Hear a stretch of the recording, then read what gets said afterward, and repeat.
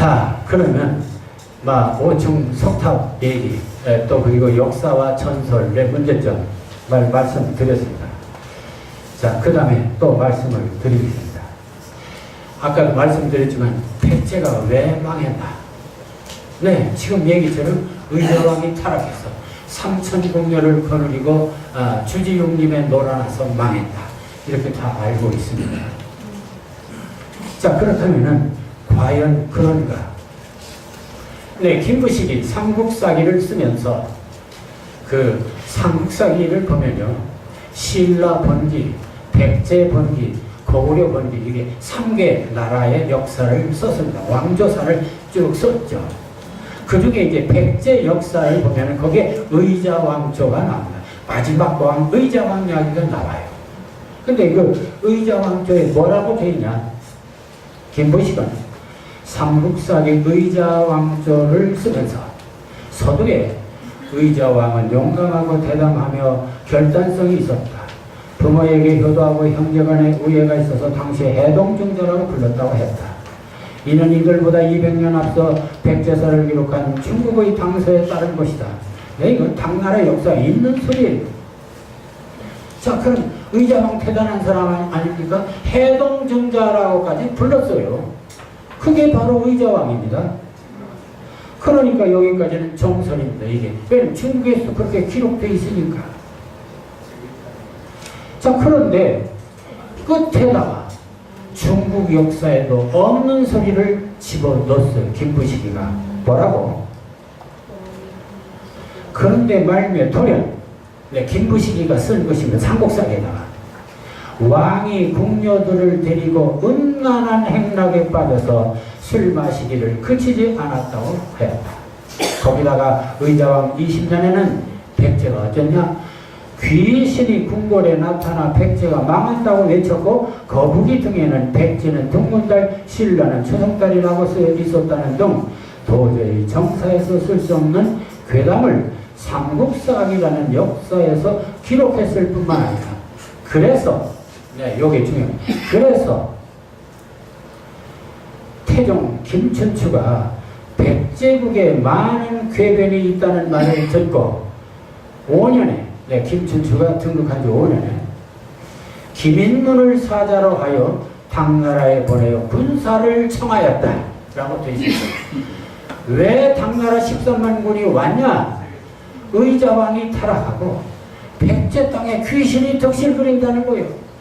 그래서 김춘추 왕이 김인문을 시켜서 네, 병사를 요청했어요. 이게 하늘이 웃을 얘기 아닙니까? 아니, 남의 나라 왕이 타락하고 귀신이 들끓는다고 해서 어떻게 중국에서 13만이나 되는 대원, 이 정신 없는 사람들 아닙니까? 말이 되는 소리 아니죠. 안 되는 소리예요. 그런데 그따위로 써놨어요. 그러니까 우리는 그게 사실인 줄 또 믿고 있어요. 자, 이렇게. 그리고 나중에 130년대 상봉유사를 쓴 김일현도 또 똑같은 소리를 해놨어요. 자, 정사라고 믿고 있는 삼국사기에 그렇게 썼고 상봉유사까지 그렇게 반복해서 썼으니 모두가 그것을 사실로 믿고 있으며 백제의 후손들은 의자왕 같은 선조를 둔 것을 부끄럽게 생각하고 원망하며 백제는 결국 망할 수밖에 없는 나라였다는 상황에서 무력한 패전국의 열패감을 가지고 오늘까지 살고 있는 불행이 있다. 근데 이게 바로 잘못된 역사가 우리를 그렇게 비극적으로 몰아왔던 것입니다.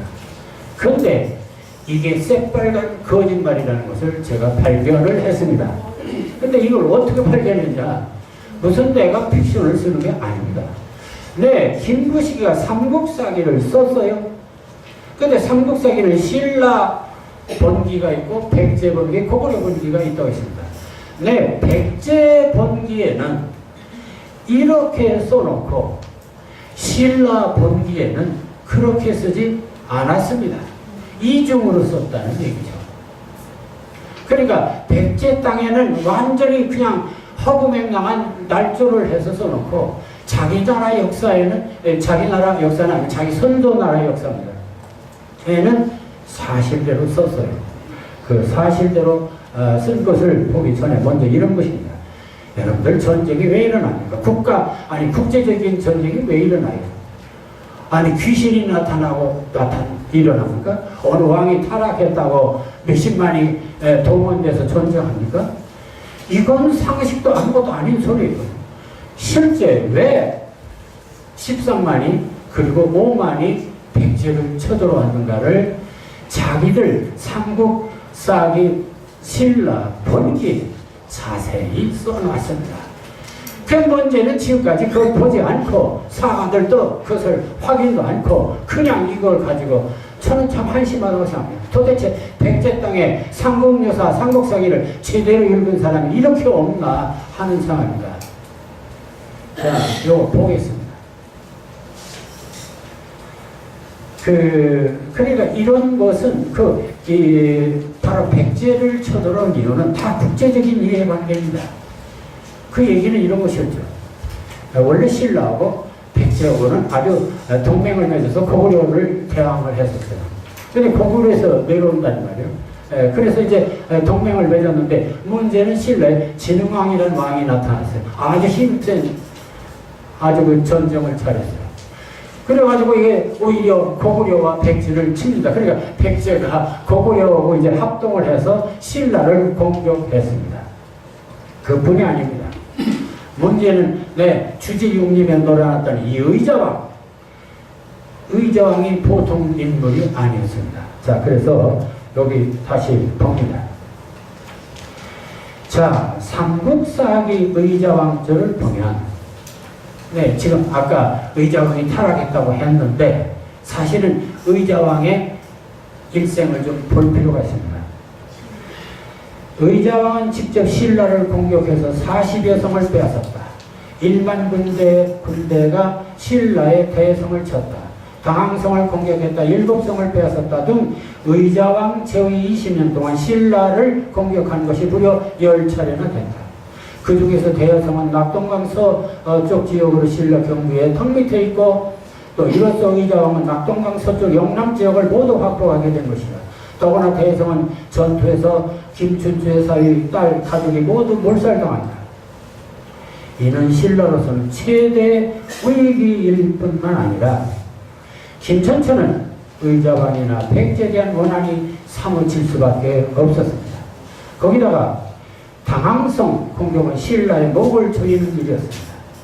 백제는 고구려하고도 합세를 했고 일본하고도 아주 친했습니다. 그리고 신라는 완전히 도간에 든 쥐였어요. 이게 그 당시 상황입니다.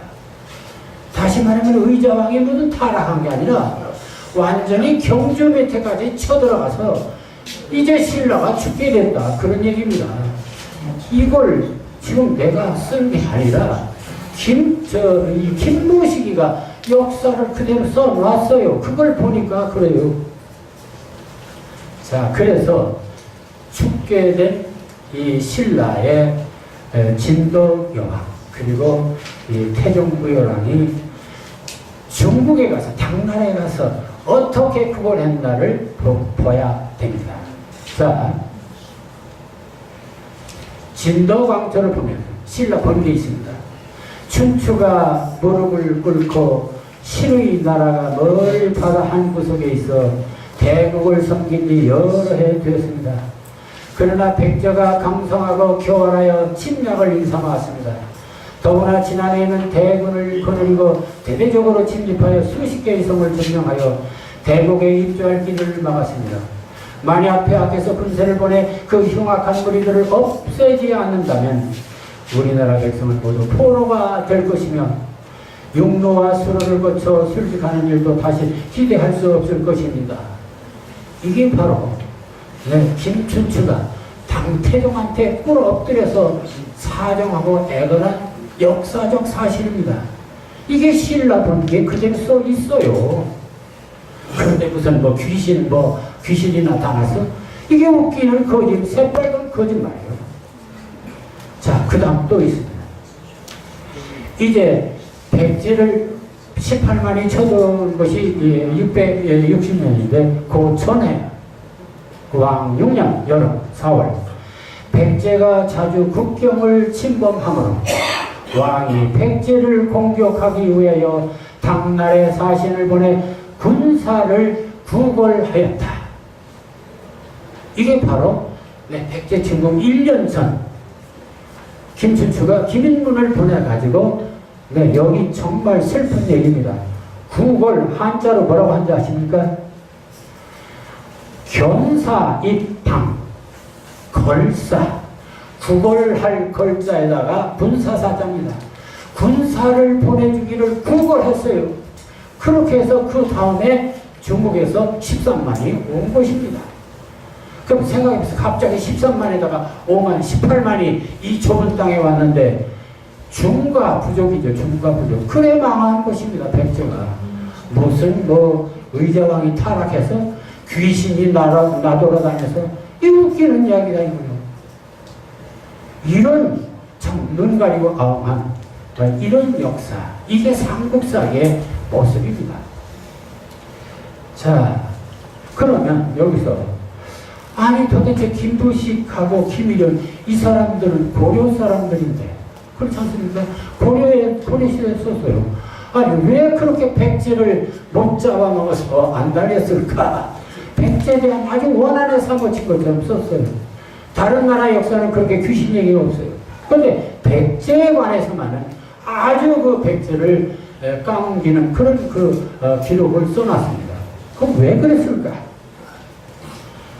도대체 이들은 백제에 대해서 무슨 원한이 맺혔기에 백제가 망한 지 600년이 지났고 신라도 망한 지 200년이 지난 고려시대 역사를 쓰면서 이렇게 백제에 대한 적의를 떨치지 못하고 백제사를 왜곡하여 백제 죽이기에 집착했을까 하는 얘기입니다.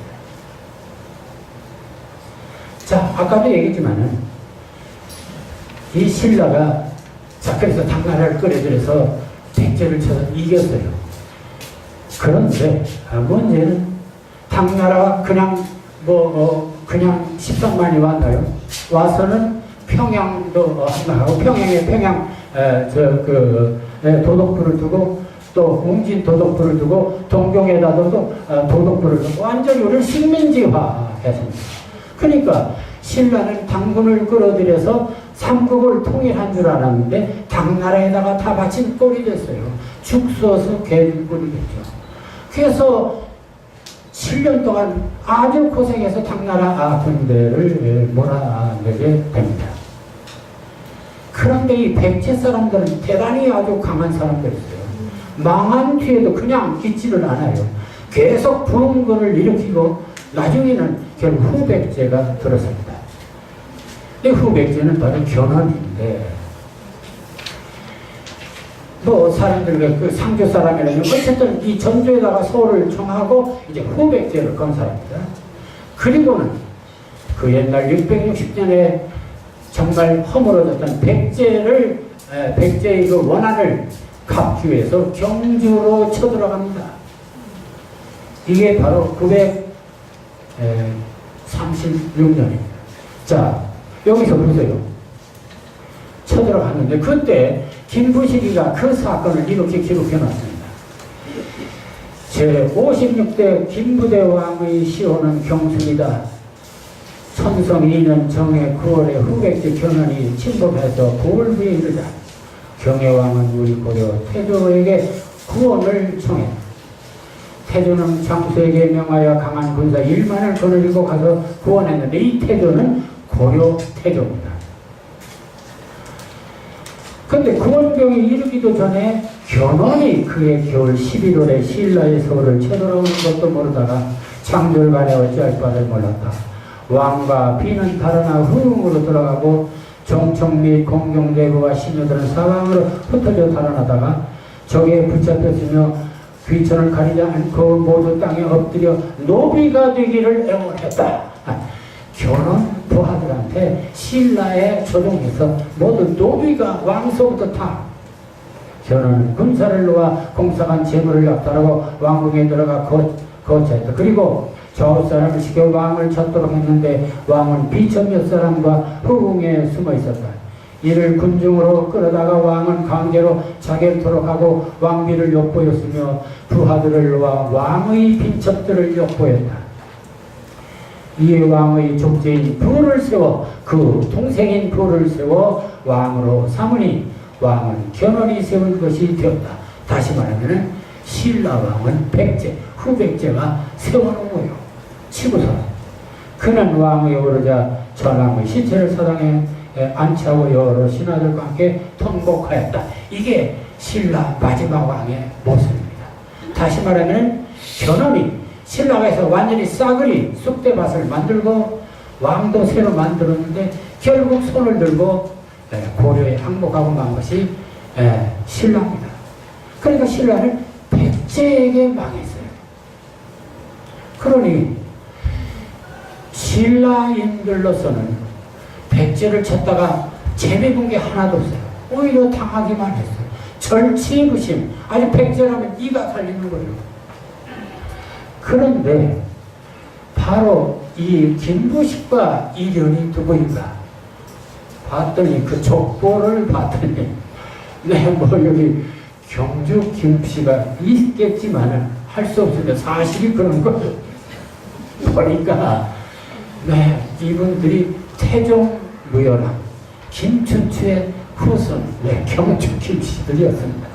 그럼 자기 선조가 일으킨 그 백제 침공이라든지 신라 역사를 쓸 때 누구 중심으로 쓰겠습니까? 당연히 신라 중심으로 쓸 수밖에 없고 또 수없이 당한 그 백제를 서력하기 위해서 문장으로 왜곡된 역사를 썼던 것입니다. 그래서 백제는 아주 완전히 그 삼국여사와 삼국사기에 보면은 의도적으로 짓밟힌 역사가 되고 맙니다. 자, 이게 바로 백제 패망입니다. 다시 말하면 백제는 의자왕이 타락해서 삼천궁녀가 있어서 망한 게 아니라 너무 강성해서 강성했던 것을 말씀드립니다. 이게 바로 역사 왜곡의 모습입니다.